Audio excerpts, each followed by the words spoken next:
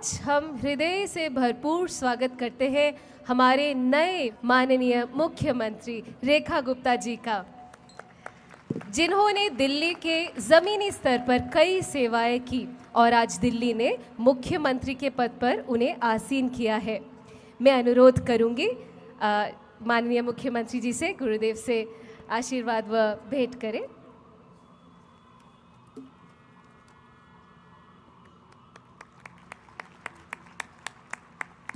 साथ ही साथ आज हमारे साथ कुछ वरिष्ठ अतिथि और भी हैं जिनका हम स्वागत करना चाहेंगे। विधानसभा स्पीकर श्री विजेंद्र गुप्ता जी,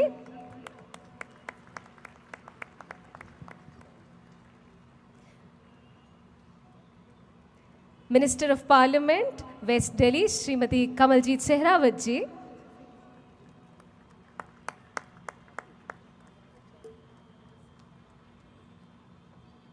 सभी अतिथिगण अपना विशेष स्थान ग्रहण करें। आप सबका बहुत बहुत तहे दिल से आभार। हमारे माननीय मुख्यमंत्री जी से रिक्वेस्ट करूंगी कि वो सभा में उठकर 2 शब्द बोले, कृपया।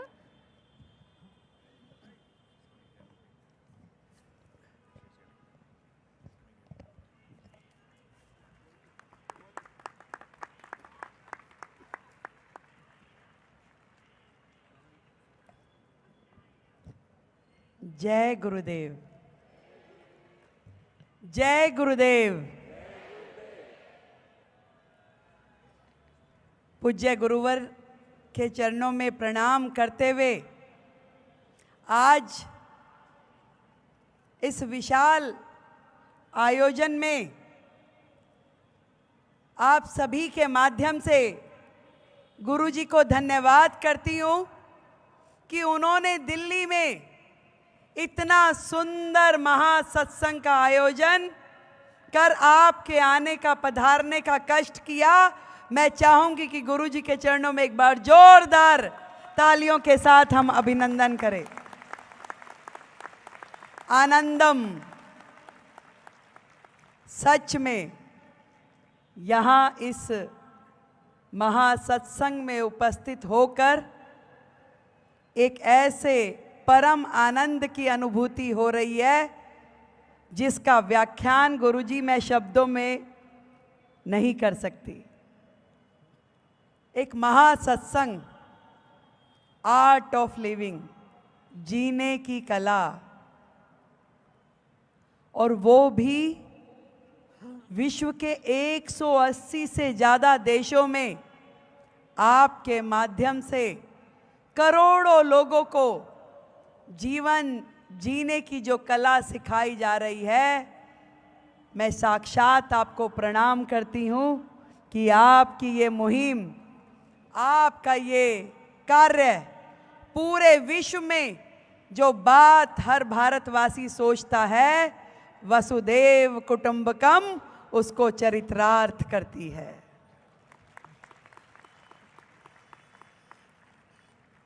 मुझे ध्यान है गुरुजी, जब आपके माध्यम से हजारों आर्ट ऑफ लिविंग के वॉलंटियर्स ने यमुना घाट पे सफाई का कार्यक्रम लिया, जिसमें हजारों ट्रक कूड़ा निकाला गया, वो आपकी मुहिम इस दिल्ली में इस बार बदलाव की कारण बनी। वो यमुना मैया जिसको आपने स्वच्छ करने का मुहिम उठाया, आज दिल्ली में बहुत बड़े पैमाने पे झाड़ू लग गई।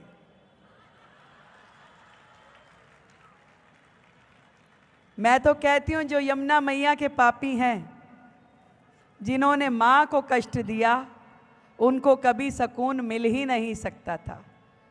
पर आदरणीय नरेंद्र मोदी जी, देश के प्रधानमंत्री, जो उन्होंने विकसित दिल्ली का स्वप्न देखा है, उसको साकार करते हुए गुरुजी आज हम सब ने, मैं और मेरी पूरी सरकार ने, मेरे विधायक कैबिनेट आदरणीय विजेंद्र गुप्ता जी जो हमारे स्पीकर हैं, हमारे विधायक तिलक राम जी और हमारे सातों सांसद, जिसमें मेरी बहन कमलजीत जी स्वयं यहाँ उपस्थित है, हमने बीड़ा उठाया है कि ये यमुना माई को पूरा स्वच्छ करते हुए एक इतना सुंदर रिवर फ्रंट बनाएंगे कि एक महाआरती का आयोजन आपके माध्यम से वहां कराना है।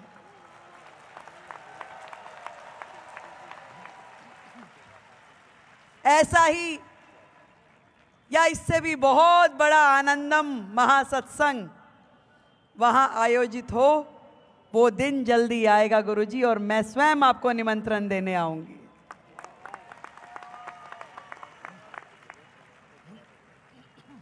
मैं तो बहुत एक छोटी साधारण सी व्यक्ति हूं, साधारण से परिवार की बेटी हूं। मुझे नहीं मालूम कि ब्रह्मांड में ऐसा क्या घटना घटी या क्या सोचा ईश्वर ने कि मुझे दिल्ली, जो देश की राजधानी है, इसकी जिम्मेवारी दी गई। पर शायद यमुना मैया ने यह काम करवाने के लिए मुझे माध्यम बनाया हो। दिल्ली का विकास हो, नरेंद्र मोदी जी के नेतृत्व में शायद मुझ बेटी के हाथ से ये काम हो। कई बार कहते हैं ना, किसी काम के लिए हाथ लगवाते हैं कि भी इनका हाथ लगवा लो, तो शायद वो सौभाग्यशाली व्यक्ति मैं हूं कि जिसके माध्यम से दिल्ली का एक नए अध्याय का शुभारंभ हो। गुरुजी, मैं बहुत सौभाग्यशाली हूं कि आपके चरण यहां पड़े और मुझे आशीर्वाद लेने का मौका मिला। अभी मैं नई मुख्यमंत्री बनी हूं, केवल 10 दिन हुए हैं, और ऐसे में आप स्वयं यहां पधारे और मुझे आशीर्वाद मिला। देखो, ये मैं माला भी नहीं निकाल रही हूं, इसकी सुगंध मेरे मस्तिष्क में एक ऐसी पॉजिटिव एनर्जी दे रही है जिससे मेरी ऊर्जा बढ़ रही है। मुझे ऐसा लग रहा है, अभी तक कोई मुझसे पूछ रहा था कि भाई रेखा जी, मुख्यमंत्री बन के कैसा लग रहा है, तो मैं कह रही थी डर लग रहा है। इतनी सारे काम, इतनी सारी आशाएं, इतनी सारी अपेक्षाएं जो दिल्ली की हमसे है, वो पूरी करनी है, तो मन में थोड़ी सी घबराहट हो रही थी। पर आज कह सकती हूं, इस मंच पे खड़े होके आपका आशीर्वाद लेके एक संकल्प, एक प्रण और एक मजबूती मेरे दिल को मिली है।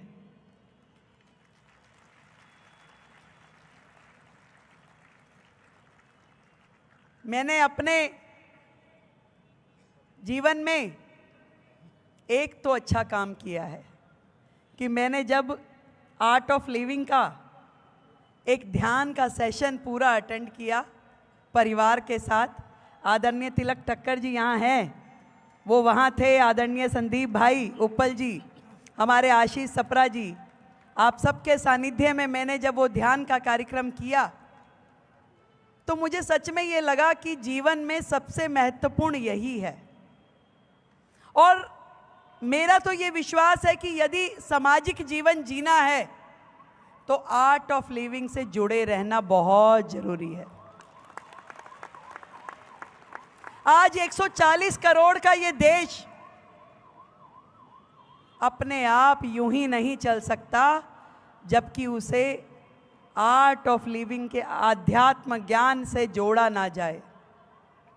आपने तो करोड़ों जिंदगियों को जीवन जीने की कला सिखाई है, परंतु हर भारतवासी यदि इस कला से जुड़ जाए, मन में अध्यात्म को धारण कर ले, तो ये जो समाज हिंसा युक्त है या ये जो मन जो तनाव युक्त है, ये खत्म हो जाए।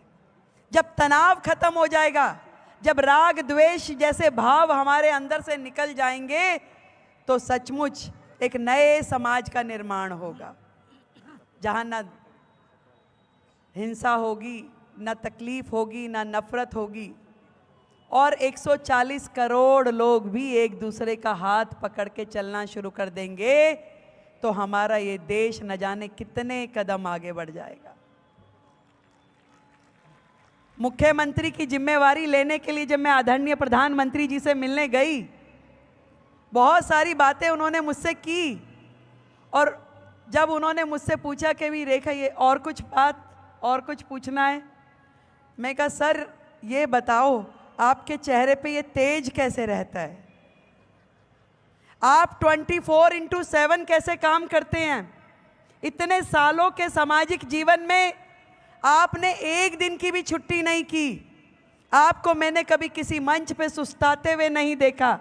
आपकी आंखों में मैंने कभी नींद भरी हुई नहीं देखी, कभी झपकी नहीं देखी, जबकि आप 24 घंटे में से 20-20 घंटे काम करते हो। मुझे ये गुण बता दो कि थोड़ा सा उसमें से मुझे भी कुछ ज्ञान आ जाए। तब उन्होंने वो बात कही जिसका आचरण आप पूरे विश्व में फैला रहे हैं। उन्होंने कहा कि रेखा, अध्यात्म बहुत जरूरी है, योग बहुत जरूरी है, अपनी इंद्रियों पे कंट्रोल जरूरी है।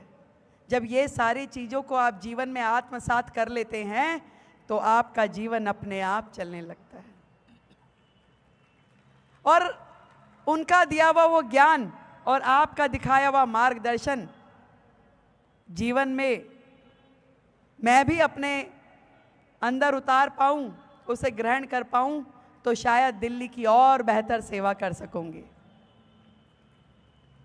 आज इस महासत्संग में उपस्थित होकर मैंने सभी भक्तों के चेहरों पे जो भाव देखा, गुरुजी आप तो आगे आगे चल रहे थे, मैं आपके पीछे पीछे चलते हुए सभी भक्तों के चेहरों पे भाव देख रही थी। किसी के चेहरे पे इतनी सुंदर मुस्कुराहट थी, किसी की आंखों में आंसू थे, किसी की आंखें कुछ बोल रही थी।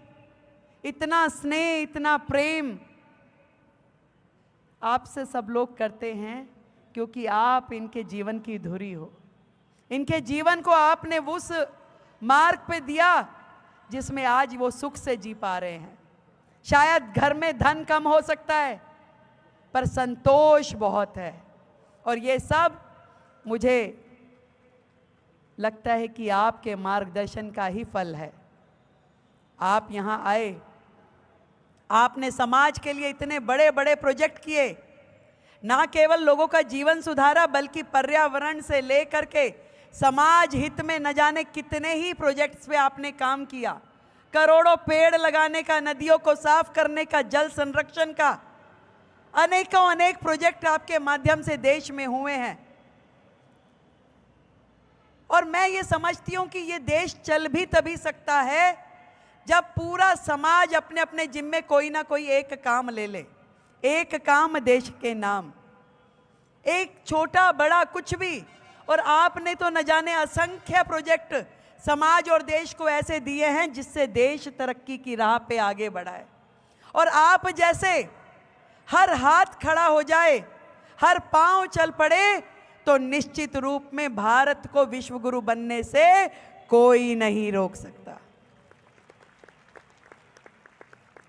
आज हम सबको आपके जीवन से प्रेरणा मिलती है और हजारों हजार लोग इस प्रेरणा को पा करके समाज हित में, जन कल्याण में और मातृभूमि को समर्पित हो कार्य करने लगेंगे तो सच में एक स्वर्णिम अध्याय शुरू होगा। मैं आज इस मंच से आपको फिर से कोटि कोटि प्रणाम करती हूँ कि आपने जो आशीर्वाद हम सबको दिया, मुझे आप थोड़ा सा ज़्यादा देना गुरुजी, मुझे ज़्यादा ज़रूरत है। भाई ज़्यादा ज़रूरत है, गलत नहीं कह रही, अब जिम्मेवारी ज़्यादा है ना। तो गुरुजी आपको बहुत बहुत प्रणाम, आपका आशीर्वाद मिला और ईश्वर की मुझ पे कृपा रहे। मैं आर्ट ऑफ लिविंग परिवार से इसी प्रकार जुड़ी रहूं और जो संकल्प हमने लिया है विकसित दिल्ली का, यमुना माँ को साफ करने का, पूरे शहर को सुंदर बनाने का, इसमें मैं सफलता पा सकूं, ऐसा मुझे आशीर्वाद दीजिए। एक बार फिर से आप सबको, उपस्थित सभी दिल्ली वासियों को बहुत धन्यवाद देना चाहती हूं कि आप सब ने मिलकर के दिल्ली में जो आशीर्वाद हमें दिया, आदरणीय मोदी जी के नेतृत्व को दिया, उसके लिए आप सबको कोटि कोटि धन्यवाद। और आपकी आशाओं पे खरी उतरूं, ऐसा आपको विश्वास दिलाती हूं। आप सबको बहुत बहुत प्रणाम। भारत माता की भारत माता की बहुत बहुत धन्यवाद।